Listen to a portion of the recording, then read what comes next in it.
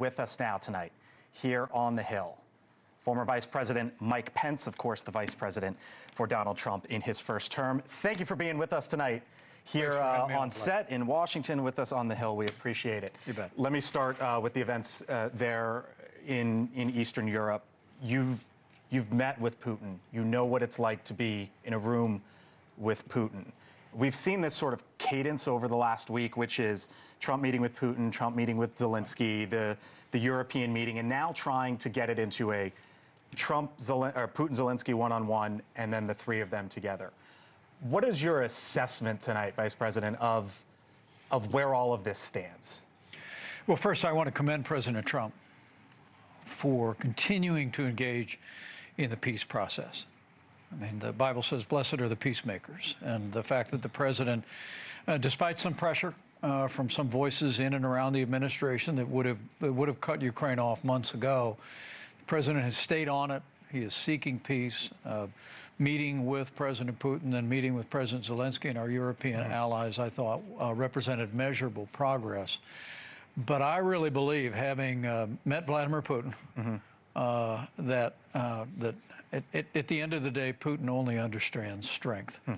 And I think the time has come for the United States Senate to pass those harsh secondary sanctions on Russia, put them on the president's desk, let the president sign them into law. The law permits him to waive them and hold them. But unless we make it clear to Vladimir Putin that there will be, as the president pledged a week ago, severe consequences to his country and his economy unless he embraces this process toward peace, I'm very skeptical that we'll make any progress at all. Blake, look, I really do believe at his core, Putin doesn't want peace. He wants Ukraine. And Putin will not be stopped until he is stopped. And giving the president that Senate bill, giving him those secondary sanctions, even while he continues to vigorously pursue the diplomatic course, I think is the most certain pathway toward a peaceful and a lasting conclusion. So you say Putin only knows strength. The president today posted this image on social media, obviously on the bottom here, the Khrushchev-Nixon moment of pointing the finger, and the president today basically showing the same image with him and Vladimir Putin. There was a hot mic moment the other day in which the president said that he thinks Putin wants to get a deal for him. Do you believe that to be the case, and do you think that the president is being tough enough on Putin? Well, I really do believe the president's recent decisions to renew military support to Ukraine was vitally important. And look, I served alongside President Trump for 4.5 years. We had a close working relationship. I know how he deals with heads of state, including adversarial heads of state. It's the gentle hand, the velvet glove. But one of the reasons I believe why Russia never entered Ukraine during our 4 years of our administration is because we also had the credible threat of the use of force. He saw us take action, unleashing our military to take down the ISIS caliphate, to send cruise missiles into Syria to take down Qasem Soleimani, the Iranian Revolutionary Guard leader. All of that, I think, made it clear to Putin that the United States under the Trump-Pence administration meant business. I think that in the wake of the disastrous withdrawal from Afghanistan with Joe Biden, that credible threat of force, the credible strength of the United States on the world stage was deeply eroded. The president has the opportunity to claim that back. I really do believe the strike in Iran was necessary and should be commended by the president, and I commended him for it. But at the end of the day, look, President Trump, I know him well. He's fully capable of doing the diplomatic thing and being friendly and shaking hands, and at the same time saying, here's the economic consequences that are going to happen unless you step forward. If we pass those secondary sanctions, Vladimir Putin will understand that we could literally break their economy. And by providing continued military support for Ukraine, that combination of efforts, I think, is the best pathway to peace. Let me show you some of the video, which I think you saw walking in here, which was the president down the road, Southeast D.C. today. Sure. He was speaking to the National Guard, spoke to them for, I don't know, about 10, 15 minutes or so. I know that you believe that he's doing the right thing here in Washington, D.C. The president today suggested that more is on the way maybe to other cities. He's in the past, for example, name-checked New York, Los Angeles, Oakland, Baltimore. Do you think, sir, that it would be wise for him to expand beyond Washington, D.C.? Well, first, I do, Blake, thank you for noting. I strongly support the president's action here in our nation's capital. I mean, people that want to minimize the crime rate and say it's at some 20-year low fail to recognize that if Washington, D.C. was a state, it would have the highest homicide rate in the country. 1,600 violent crimes in this relatively small area of the nation's capital is utterly unacceptable.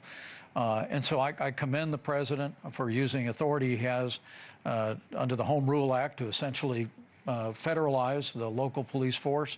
I'm grateful that the mayor's been cooperative in that regard, deploying the National Guard. With regard to other cities, I think the American people would be grateful to see the president provide the resources to state and local law enforcement, and where necessary, as he did in Los Angeles, to be willing to deploy the National Guard to backstop that effort. There's probably no higher priority than ensuring the safety of our families, our communities, and law and order, and I support the president's efforts. You have been a champion for conservatives and conservatism over the last couple decades, whether it be as a radio host, a congressman, or a vice president, obviously. I'm curious of a couple of your thoughts here. If we could show the picture. The president, the White House, one of the communications aides, posted this today, which is, you and I both know this, but when you walk through the White House, there's all these, beautiful pictures of whatever administration is there at the time. And this is an image, the tariff men, now hanging in the White House. The president there, Abraham Lincoln, you can see other past presidents. What's your reaction to that hanging in the White House in a Republican administration? Well, I'm somebody that believes in less government and less taxes. And tariffs are taxes. I mean, American businesses and American consumers pay American tariffs. And I must tell you, the fact that the administration put out a panel yesterday boasting of the fact that they'd collected $150 billion more in taxes than this period of time during the Biden administration was quite striking to me, because those taxes, those tariffs are coming from the American people, and I think at the end of the day they're going to show up in our economy and have negative effects. Now that painting's not wrong, but everyone around the president there was a protectionist. Every one of those people was president before we had an income tax. And the reality is, that was a time when we financed our entire government based on tariffs and duties. And now we finance our government by individual and business taxes, a very small amount from tariffs. And I think at the end of the day, the American people are more and more understanding that it's our companies, it's our businesses that are paying the tariffs. And so my line is two things. Number one, be as tough as you can possibly be on China. Our administration changed the national consensus on China. The president imposed $250 billion in tariffs on China.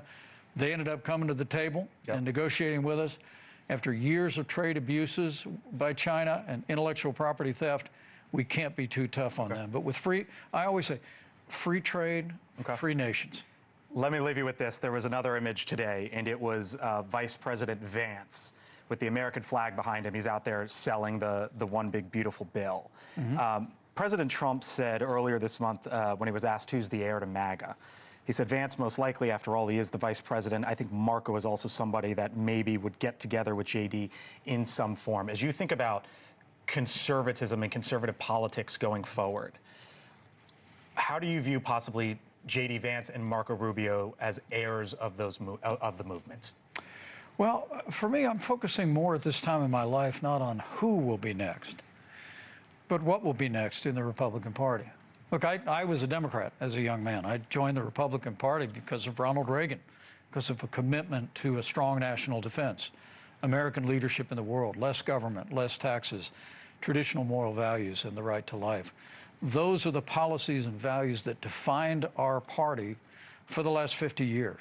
And I believe they're the best pathway forward for America and for Republican prosperity. And so for me and for my folks, we're going to be looking to who that man or woman is who's going to best articulate and carry forward that conservative agenda, and we'll let the future take care of itself. We'll leave it there. Vice President Mike Pence, again, appreciate the time, sir. Thanks for being with us tonight. Thank you for watching. Subscribe below and download our NewsNation app right now on your phone, and you will get fact-based, unbiased news for all Americans.